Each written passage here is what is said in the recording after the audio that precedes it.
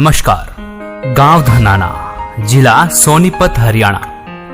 वो शुभ दिन 8 सितंबर 1951 को इस पृथ्वी पर जगत के तारणहार, जगत गुरु, तत्वदर्शी संत रामपाल जी महाराज का गांव धनाना के इस पावन धरती पर अवतरण हुआ। दोस्तों, हम इस गांव धनाना की पावन धरती को पवित्र इसलिए कह रहे हैं कि गरीबदास जी महाराज जी ने अपनी अमृतमय वाणी में कहा है कि धन नगरी, धन भूमि, धन धन करणी, धन देश, धन करणी, धन कुल, धन जहाँ साधु परवेश। ये तब तक छुपा के रखना है जब तक वो 5500 वर्ष कलयुग ना बीत जाए। तो पुण्यात्माओं, जब ये 5500 कलयुग बीत गया, समझ लो, तो इस दास के ऊपर रजा करी परमात्मा ने अपनी शरण में लिया। सन 1994 को नामदान करने का आदेश दे दिया। सन 1988 में 17 फरवरी 1988 को दास का जन्म इस आध्यात्मिक ज्ञान में हुआ, मार्ग में हुआ, यानी उस दिन उपदेश प्राप्त हुआ।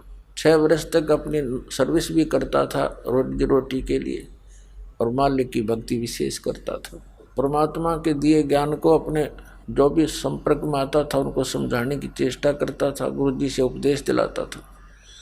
सतगुरुदेव ने ना जाने क्या देखा इस दास में। उनकी लाखों की संख्या में शिष्य थे, बहुत से ऐसे भी थे जो संन्यास लेकर उनके साथ भी रहा करते थे, लेकिन उनमें से इस दास को ही आदेश दिया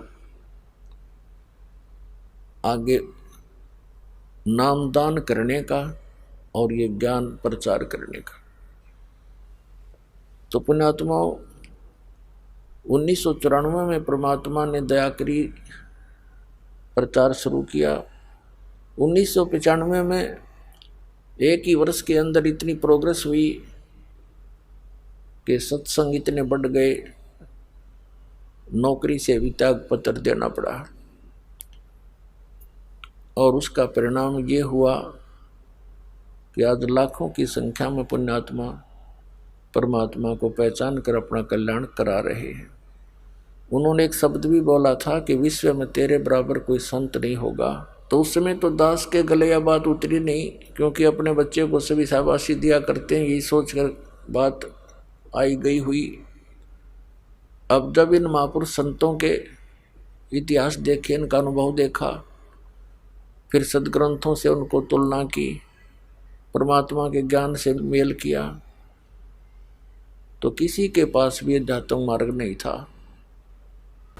विश्व में किसी के पास भी अध्यात्म मार्ग नहीं है।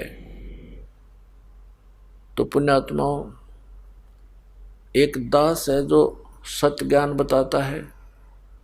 करोड़ों की संख्या में मिसगाइड करने वाले काल ने भेज रखे हैं, लेकिन परमात्मा की वाणी है, और ज्ञान सब ज्ञानड़ी, कबीर ज्ञान सो ज्ञान, जैसे गोला तोब का करता चले मैदान। अब ये मालिक की वाणी, ये तत्व ज्ञान तोब का गोला है, इसके सामने कोई नहीं टिक पाएगा। और इन सभी संतों ने, ऋषियों ने, आचार्यों ने और शंकराचार्यों ने घुटने टेकने पड़ेंगे मालिक के सामने, क्योंकि अभी भगवान के बच्चे हैं। सभी दोषी हो रहे हैं, परमात्मा के बच्चों को मिसगाइड किए बैठे हैं, कितना भार ले रहे हैं अपने सिर पे।